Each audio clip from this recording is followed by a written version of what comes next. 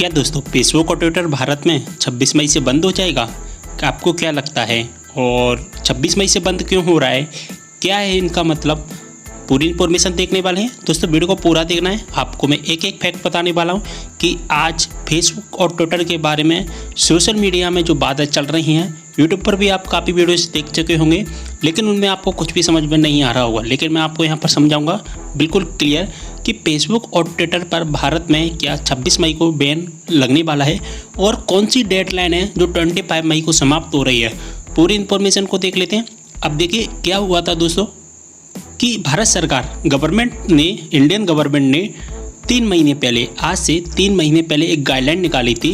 24 फरवरी को एक गाइडलाइन निकाली थी और एक गाइडलाइन सभी यूजर्स यानी कि जो फेसबुक हो गया, ट्विटर हो गया और हो गया हमारा OTT प्लेटफॉर्म्स, OTT यानी कि ऑनलाइन स्ट्रीमिंग करते हैं जैसा कि अमेजॉन प्राइम, तो इस तरह के जो होते हैं प्लेटफॉर्म्स उन पर ये रूल्स लागू होने थे। तो 24 फरवरी को एक रूल्स निकाले गए थे। क्या रूल्स निकाले गए थे पूरी इन्फॉर्मेशन बताऊंगा। देखिए यहाँ पर वो रूल्स भी आपको दिखाई दे रहे हैं। 3 तरह के रूल्स जो कि बताए गए थे गवर्नमेंट के द्वारा, यानी कि 3 तरह के अधिकारी हैं जो कि नियुक्त करने थे। अगर आप इन अधिकारियों को, इन रूल्स को नहीं मानते हैं तो फिर दोस्तों क्या होगा, 26 मई से आपकी फेसबुक और ट्विटर की जो सर्विसेज हैं उनको बैन कर दिया जाएगा। क्या ये सच है? किस आधार पर बैन किया जाएगा, किस तरह से किया जाएगा? तो देखिए दोस्तों पूरी इन्फॉर्मेशन को पढ़ लेंगे। पहले केंद्र सरकार ने सोशल मीडिया की कंपनियों को गाइडलाइन बनाने के लिए 3 महीने का वक्त दिया था। 24 फरवरी यानी कि 25 फरवरी को एक नोटिस निकाला था कि आपको एक गाइडलाइन, ये नियम है जो कि मानने पड़ेंगे, और इसके लिए उन्होंने 3 महीने का टाइम दिया था फेसबुक, ट्विटर और OTT प्लेटफॉर्म्स को। लेकिन 3 महीना कब हो रहा है? 25 मई को। 25 मई को समाप्त हो रहा है 3 महीने। गौरतलब है कि केंद्र ने इस साल की 25 फरवरी को फेसबुक, इंस्टाग्राम और ट्विटर जैसी सोशल मीडिया कंपनियों के लिए ज्यादा कड़े नियम की एक घोषणा की थी, जिसके तहत उन्हें रिपोर्ट की सामग्री को 36 घंटे में हटाना पड़ेगा और भारत में काम करने वाले किसी अधिकारी के साथ में एक शिकायत निवारण तंत्र की स्थापना करनी होगी। इन नियमों के मुताबिक सोशल मीडिया कंपनियों को भारत में अपना ऑफिसर और कॉन्टैक्ट एड्रेस देने होंगे। साथ ही कंप्लायंस अधिकारियों की नियुक्ति, शिकायत समाधान, आपत्तिजनक कंटेंट की निगरानी, कंप्लायंस रिपोर्ट और आपत्तिजनक सामग्री को हटाने जैसे नियम इसमें शामिल थे। तो गवर्नमेंट ने क्या किया था, 25 फरवरी को एक गाइडलाइन निकाली थी। तो उन्होंने एक बोला था कि हमारे कुछ रूल्स हैं उनको आपको मानना होगा और इन रूल्स को लागू करने के लिए हम आपको 3 महीने का समय दे रहे हैं। अगर आप इन 3 महीने में इन रूल्स को नहीं लागू करते हैं अपने OTT प्लेटफॉर्म फेसबुक, ट्विटर के ऊपर, तो हम आपके जो सर्विसेज हैं उनको बैन कर देंगे। ओके, तो लेकिन आज 25 मई हो गया है। 25 मई तक किसी भी कंपनी ने भारत सरकार की गाइडलाइन का पालन नहीं किया है। अब देख लेते हैं भारत सरकार ने कौन कौन से निर्देश दिए थे। तो दोस्तों भारत सरकार ने 3 निर्देश दिए थे कि 3 अधिकारी कंपनी, इन अधिकारियों को निर्देश दिया था कि आप अपने कंपनी के जो 3 अधिकारी हैं हमारे भारत में नियुक्त करने होंगे। सबसे पहले था चीफ कंप्लायंस ऑफिसर। ये ऑफिसर आपको भारत में नियुक्त करना होगा। ये अधिकारी यहाँ सुनिश्चित करेगा कि लोगों की शिकायत पर कानून के मुताबिक की कार्रवाई हो रही है या नहीं हो रही है। ये ऑफिसर दोस्तों भारत में रहकर ही काम कर सकते हैं। ये सभी ऑफिसर्स हैं जो भारत में रह, जैसे कि गवर्नमेंट हो गई हमारी, गवर्नमेंट के आधार गवर्नमेंट को चलाने के लिए जैसा PM होता है और PM के नीचे बहुत सारे अधिकारी होते हैं। तो गवर्नमेंट कौन चला रहा है? ये सब चीज़ें चला रहे हैं ना, इनके PM के नीचे फिर राष्ट्रपति हो गए, ये सब चीज़ हो गए, ये चीज़ें चला रहे हैं। तो इसी प्रकार से फेसबुक, ट्विटर को चलाने के लिए आपको अधिकारी नियुक्त करने होंगे। तो सेकंड अधिकारी इनको नियुक्त करने के लिए बोला गया था नोडल कॉन्टैक्ट ऑफिसर। यहाँ भारत की जांच एजेंसी और मंत्रालयों के संपर्क में रहेगा, यानी कि भारत की जो जांच एजेंसियाँ होती है, जो मंत्रालय हैं, उनके संपर्क में लगातार रहेगा नोडल कॉन्टैक्ट ऑफिसर्स।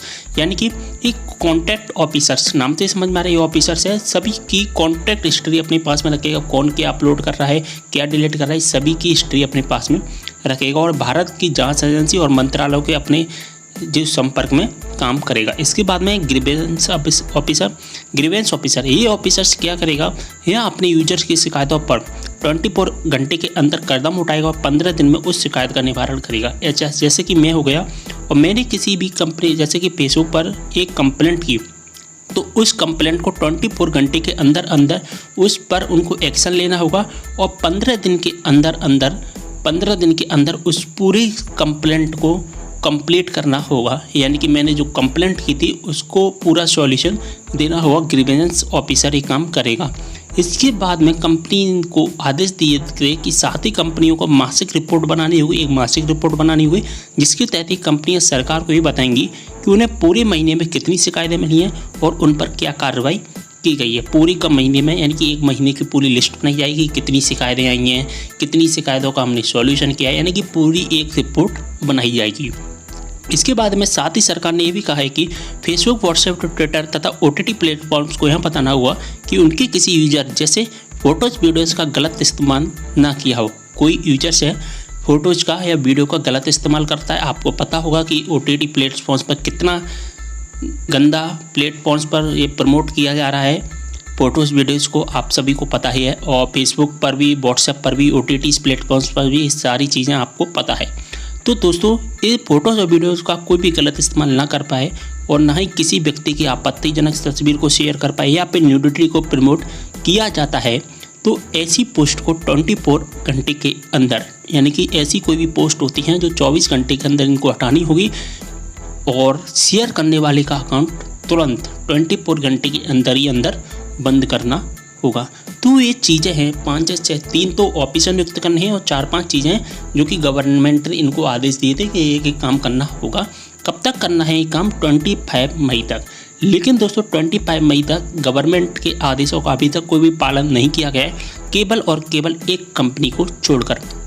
देखिए, ट्विटर और फेसबुक जैसी कंपनियों को सरकार ने गाइडलाइन बनाने के लिए 3 महीने का वक्त दिया था, जिसकी मियाद यानी कि 25 मई को समाप्त हो रही। अब तक केवल एक कंपनी, भारतीय कंपनी क्रू को छोड़कर किसी भी कंपनी ने भारत सरकार को जवाब नहीं दिया। ओनली एक ही कंपनी है क्रू, जिसने भारत सरकार के सभी नियमों को फॉलो कर लिया है। अब दोस्तों सवाल ये उठता है कि अगर ये इनकी समय सीमा खत्म हो जाएगी और ये गवर्नमेंट के नियमों का पालन नहीं करेंगे, आज जैसे सरकार के द्वारा निर्धारित समय सीमा खत्म हो जाएगी, तब क्या होगा दोस्तों कि भारत सरकार इन कंपनियों के खिलाफ कड़े कदम उठा सकती है। कंपनियों को IT एक्ट 2000 के सेक्शन 79 के तहत जो प्रोटेक्शन मिलती है वो खत्म की जा सकती है।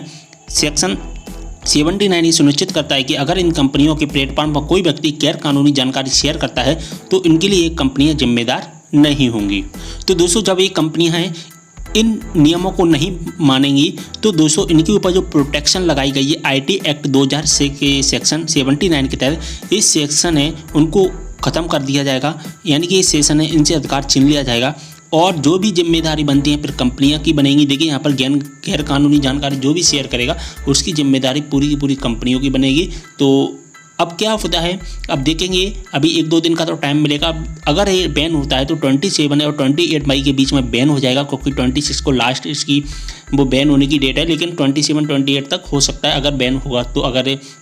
अगर कंपनियों और सरकार के बीच में कोई भी बातचीत हो जाती है, किसी बातचीत से निकलता है, तो फिर आगे जो भी अपडेट होगा मैं आपको बता दूँ। आपको क्या लगता है, आपके क्या ओपिनियन है, कमेंट के माध्यम से जरूर बताएं। तो दोस्तों वीडियो को शेयर करते हैं सभी के साथ, जिससे सभी को इसके बारे में नॉलेज मिल सकेगी। मिलते हैं इस वीडियो के साथ, तब तक के लिए बाय।